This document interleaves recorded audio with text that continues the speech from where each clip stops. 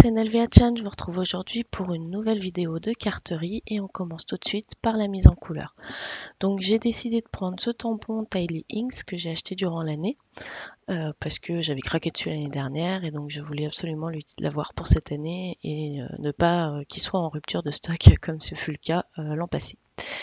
Donc j'ai tamponné mon motif à la Memento Tuxedo Black sur du papier Nena, puisque je viens utiliser, comme vous le voyez, mes feutres à alcool. Donc j'ai commencé par le bonhomme de neige et j'étais assez peu confiante du résultat puisque je savais pas trop comment allait se passer la mise en couleur de la neige. Donc j'ai commencé par un bleu que j'ai fondu avec le blender, donc le 0, et pour rehausser un petit peu les ombres que j'ai faites en bleu, je suis venue rajouter du gris. Voilà, donc la mise en couleur, je vais vous la laisser sur fond sonore et on se retrouve juste après.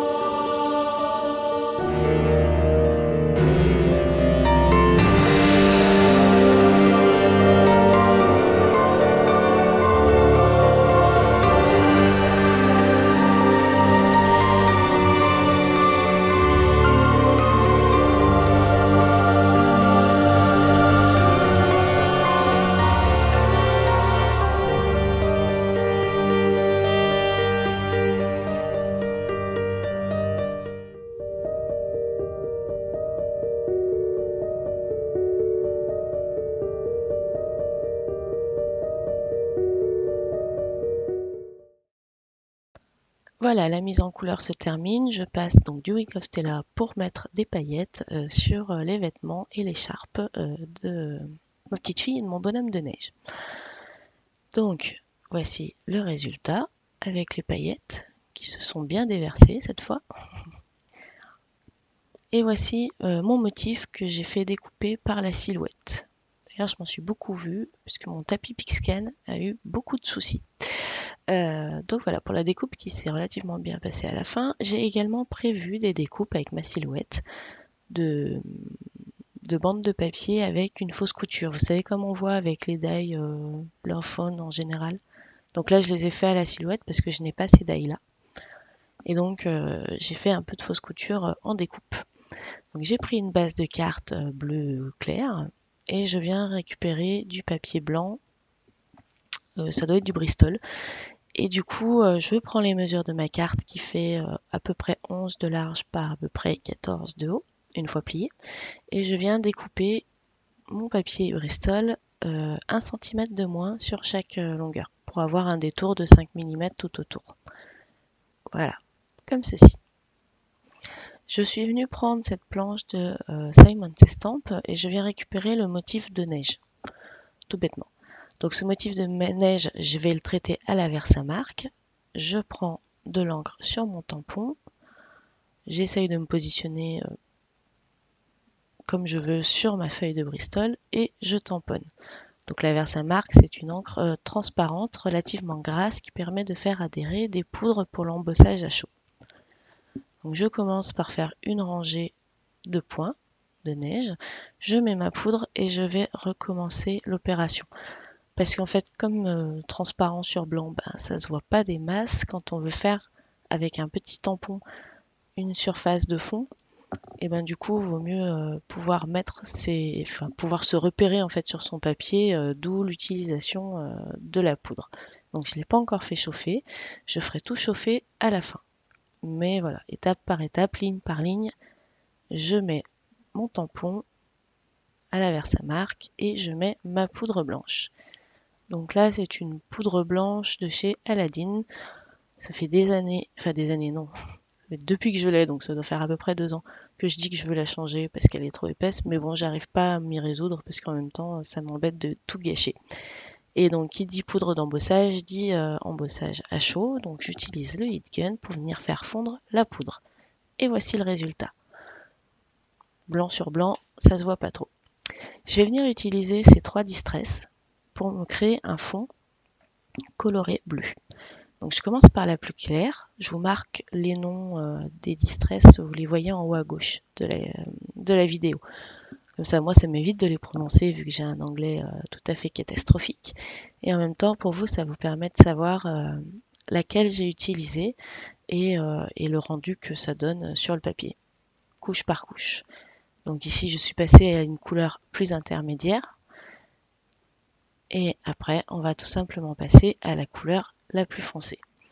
Donc comme vous pouvez le voir, les petits points qu'on ne voyait pas, les flocons de neige qu'on ne voyait pas sur blanc parce que c'était de la poudre blanche, du coup c'est une technique qui s'appelle le résiste et on les voit très très bien avec la distress quand on la passe dessus puisqu'elle n'adhère pas sur la poudre mais bien sur le papier. Donc là je dispose mes découpes silhouettes pour voir à peu près ce que ça va donner et la hauteur que je veux, etc. etc. Une fois que j'ai terminé tout ça, je me fais des repères. Donc un premier repère pour savoir où je vais positionner mon papier sur mon fond. Le premier, celui qui va être la couche arrière. Et après j'ai fait des repères dessus pour à peu près savoir comment je l'avais positionné au niveau de la largeur. Je mets juste de la colle avec mon dévidoir à colle, mon ATG à l'arrière et je repositionne, je colle et j'ajuste avec les ciseaux. Un petit coup de gomme pour effacer les traits qui restent sur les côtés.